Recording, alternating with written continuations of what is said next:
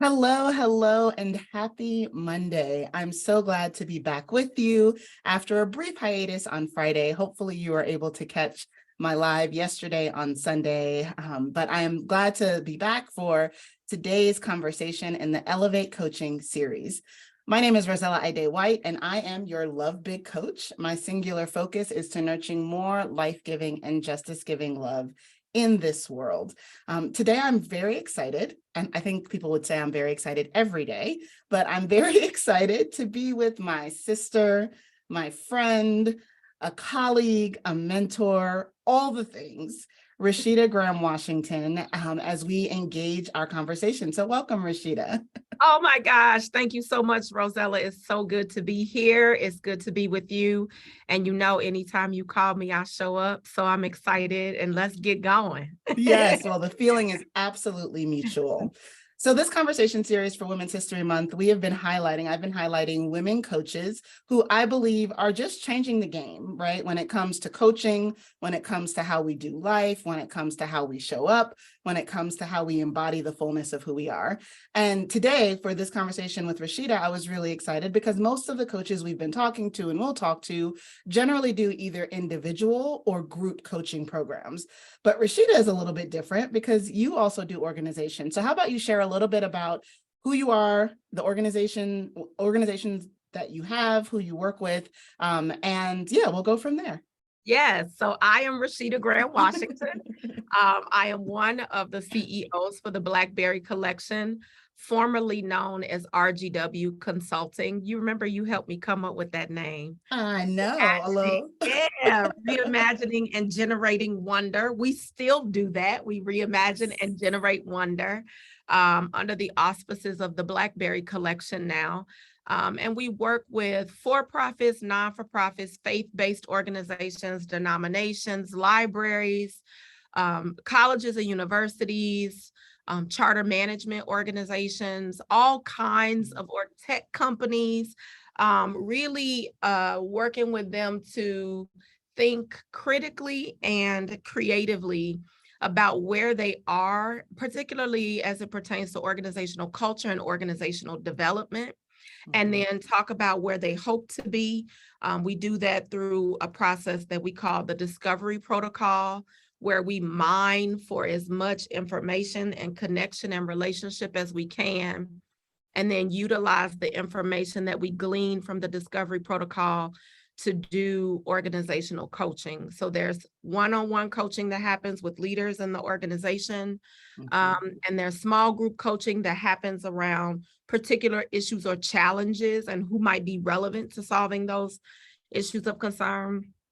And then there's large group organizational coaching, usually around culture and climate and how we can morph, transform, and transcend an organization to their own collective becoming. So that's what we're about. And that's what we're always up to.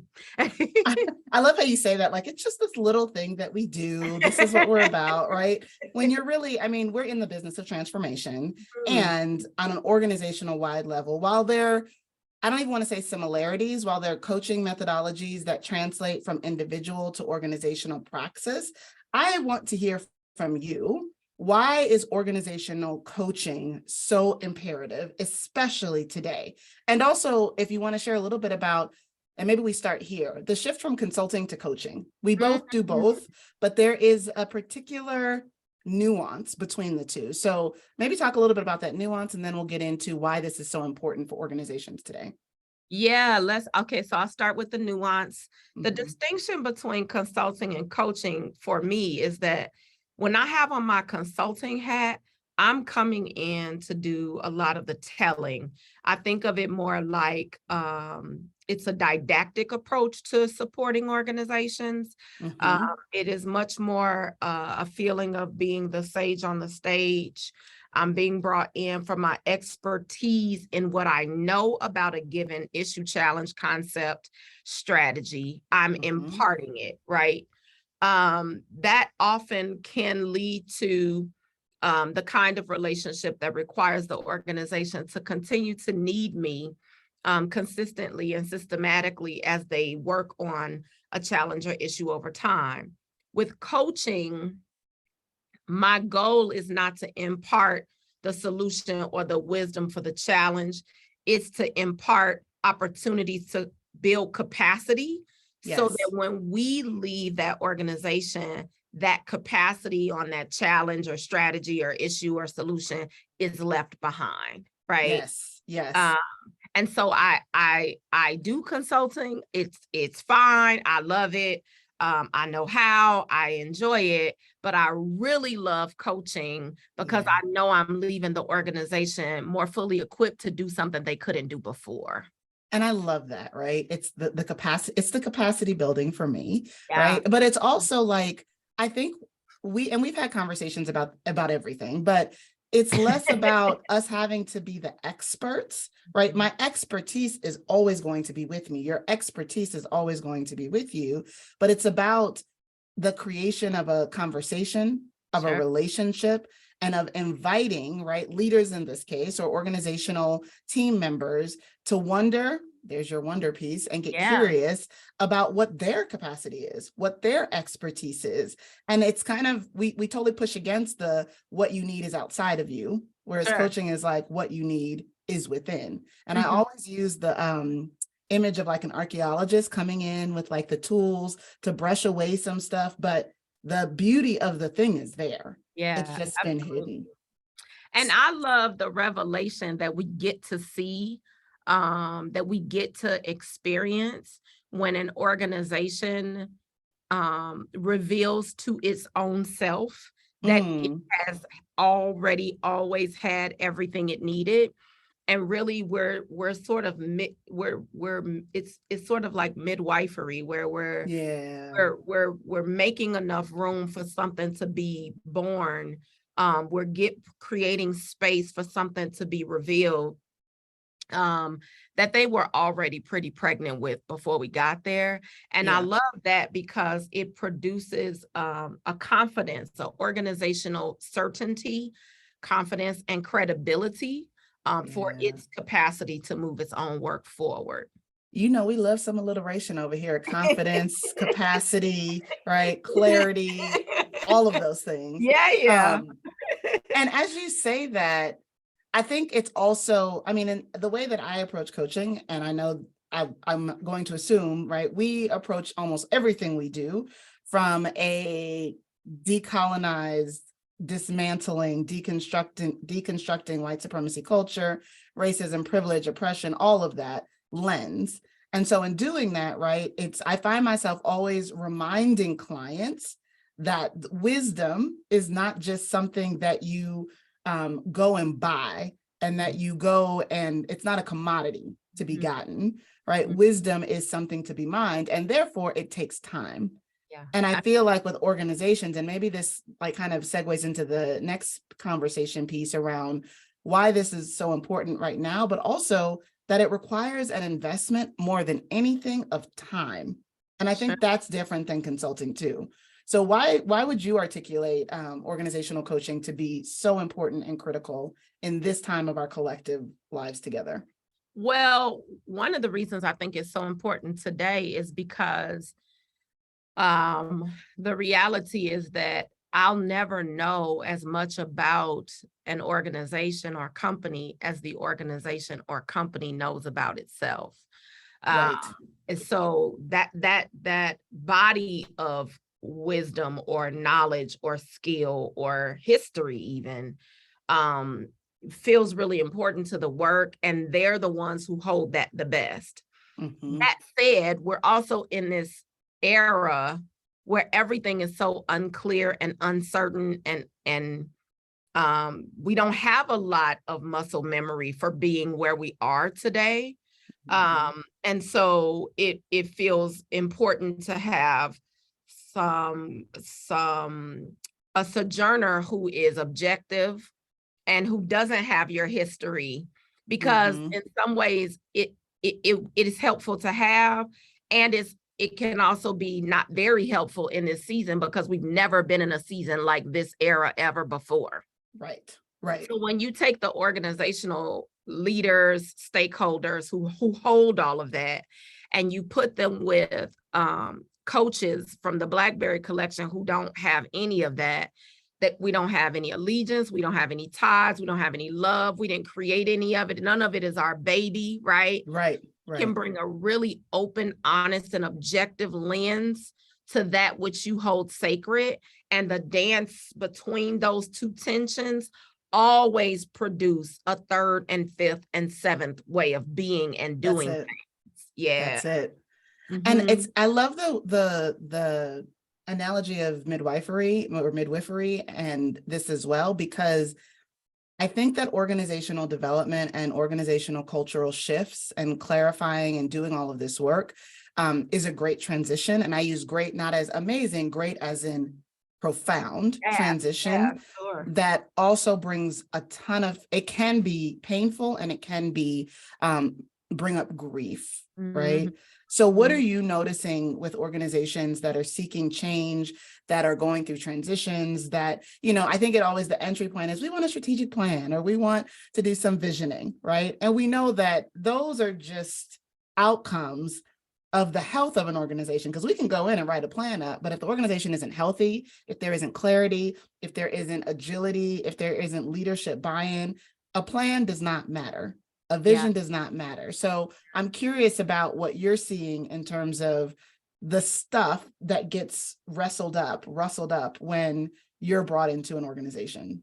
Well, one, we have to wrestle it up because, to your point, I think people think that they can just skip that part and to your point, just go on to the strategic planning or move on to their DEI strategy without addressing the hurt and harm that not having had these things in place in the past has already created, right? That's it. And so what we do is we help organizations to illuminate the conditions for healing to occur.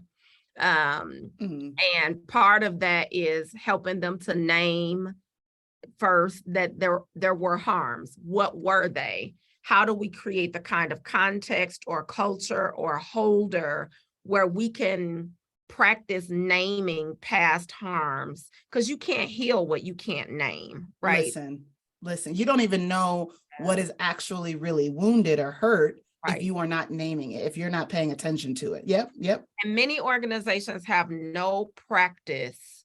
I don't mean like moments of repetition. I mean, there's not a practice. There's not a way of being around naming harm or hurt. The other thing is we help them to develop a practice of being in discord, because also the fear of open conflict, which is rooted in white supremacy, so often plagues many of the companies and organizations in our country, keeps us. We just all end up with these, what I refer to as lumpy rugs, because we just keep sweeping everything under the rug. And it's like, okay, now we just got a really lumpy rug, right? Right. We teach them how to do what we refer to as touching the elephant. Like everybody sees the elephant. We talk about naming the elephant in the room. Okay, well, now we just all said it was here, but we haven't gotten acclimated to it. We don't touch it. We don't know what it feels like. What's the texture, shape, size? How is it impacting how we move around in this space, right? So we help organizations develop a practice, a way of being around discord and touching the elephants in the room, not just naming that they're there and then like shimmying past them because we know they're there, right? So we do a lot of work around those kinds of questions around what are the conditions in which healing can occur. And so naming my complicitness, having a posture of humility, being able to ask curious questions and not, and being able to be curious without being perceived as investigatory or an interrogator, right? These negative connotations, being able to be present in this kind of space without taking on a posture of defensiveness. Organizations do not have these ways of being and practices, this muscle memory of how to be in this kind of space.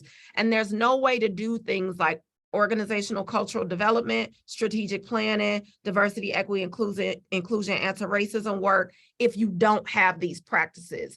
So we refer to this as stage 0 work because it's Yeah. the work before the work, so that when you do the work works. But, and this is, oh my gosh. Okay. Right. Like I'm thinking about the organizations I work with. So I exclusively work with nonprofit organizations that are women led and or founded, BIPOC led and or founded, or queer led and or founded, right? Like I'm very clear about the organizations I work with, and nonprofit, both faith-based and non-faith-based. And what you just articulated, at least in the context that I'm seeing, right? There is actually caring concern about those things, about equity, inclusion, anti-racism, diversity, like there's a stated care and concern, I should say, right? Sure. Most of the organizations I work with want to do that, but you said a couple of things today. One, that there has been harm caused by not doing those things, and we can't just jump into doing those things without, I love that lumpy rug, like clearing out the rug, what's under the rug, about coming in contact with, engaging the past, engaging the current reality, dealing with the conflict, and inviting people to bring their full self in the midst of this work, right? And I think I'm wondering, as you work, because you work with organizations across the gamut, Sure. like what are those things that are key indicators that an organization is ready to even be like to do this work? And yeah, I'll stop there because then I have another question. Yeah, so key indicators that they're ready to do the work is that they understand that the context in which learning occurs is a context of discomfort. And it's great space, it's not safe space, right? So they're ready to do the work when they recognize that if they're going to do the work, they're going to be uncomfortable because that's where learning happens. They're ready to do the work if they have a common and shared language as an organization, or if they don't have that, but they're willing to create it together. That's it. And that this is not a glossary of terms. This is getting beyond the glossary, recognizing that my lived experience informs how I define terminology. And it doesn't matter how many pieces of paper you put in front of me, I'm still going to define racism in a particular kind of way. I'm still going to perceive capitalism in a particular kind of way because of my social location. So we help people to understand, to learn how to develop common understandings together rather than making glossaries and then pretending like we all abide by them. Yeah. So that's an indicator of readiness. I would say to have an understanding of what allyship is and to have an understanding of the characteristics of white supremacy and whiteness. And here's why. We need to understand what those characteristics are, because in most cases, we are on a continuum of participation in those characteristics, no matter what race or ethnicity or sexual orientation or age, you're somewhere. If you're working with us, you land on this continuum because whiteness and white supremacy inform capitalism, and organizations and corporations are rooted in capitalism, right? Right. So an indicator for readiness is to say, I understand that we are complicit in the characteristics of pervasive dominant culture. And I understand that that is important to know, not because I'm ever going to be rid of them, not because I'm even trying to get rid of them. In some places, these characteristics are appropriate, but so that I don't weaponize and abuse them, right? Oh, yes, yes. And you are talking about, and this is what I love, right? You continue to invite us to expansion. It's never the binary with you. It's always and not even just the both and, because it's not just that. It's like the both and with this recognition that we have capacity to harm, with the curation of a culture and space that is able to invite in and openly engage the conflict that comes up, with this expertise, or with this, the expertise or the ability to navigate that, to repent, or whatever the word in the secular culture would be when harm is caused, and with the recommitment to the work, because we're constantly recommitting to this work. And that's a cycle, right? It's not linear. Yeah. It's not chronological. It's organic, it's informal, it's relational, it's not transactional, right? And it's forever, always ongoing. And that this is work that we have to do even in the Blackberry collection. Like, Yes. as a wholly Black-owned company, we sit down and ask ourselves, how is white supremacy impacting and informing our work and how we do it? Mhm. So if as Black CEOs, we have to examine our own practice for whiteness and white supremacy, surely Right. everybody has to do this work, right? I love this. I love Yeah. this so much. So I think the last question really for our conversation is what becomes possible, Mhm. right? When leaders, when individuals, when organizations engage this way of being, thinking, believing, behaving that your coaching invites them to?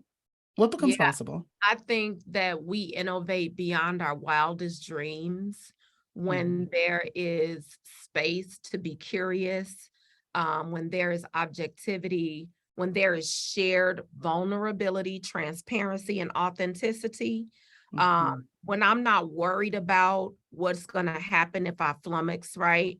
When flummoxing is a part of the culture of what we do, I think that there is so much room to explore beyond what has been. I think there's a lot of opportunities to enhance and expand efficiency. Um, Mm. I think that there's a lot of room for continuous improvement when we feel safe enough to be unsafe with each other, if that makes any sense. Oh, Yeah. yeah. Mhm. Oh, we're gonna continue conversations about this, and probably have another part of this conversation. But how can people get in touch with you? Like, where do people find you? What Yes. do we need to know about connecting with you? So on Instagram, I am at Reesheda Nicole, ReeshedAnicole. At Reesheda Nicole. Our website is www.theblackberrycollection.com. And our email is business@theblackberrycollection.com or info@theblackberrycollection.com. And I'm Reesheda Graham-Washington on Facebook. I hope that you all will follow and click and email and contact and do all the things. Yes. Because we can get really excited about this work we do as we do it from such a decolonized place. We're really looking at how to enhance the experiences of the diaspora. And we do that through coaching, but we do it, like you said, through consulting, through facilitation, through keynote speaking, through journeys to regions of the country to explore culture from new and exciting ways. So Yeah. follow us because we got stuff going on and you're going to want to be a part of it. Yes, yes, yes. Well, thank you so much, Reesheda, for your time, for your wisdom, for your generosity, and for the ways that you have poured into me and my leadership Oh, as I thank continue you. to build, right, with the work that you're doing. So for those that are watching, thank you so much for joining this conversation in the Elevate Coaching Series, where we're helping you create or consider new possibilities and create new realities through the power of coaching. Join us on Wednesday and Friday and the rest of this month on Monday, Wednesdays, and Fridays at 12 noon Central Time as we continue to engage with some incredible women coaches. Thank you for being here. Thank you.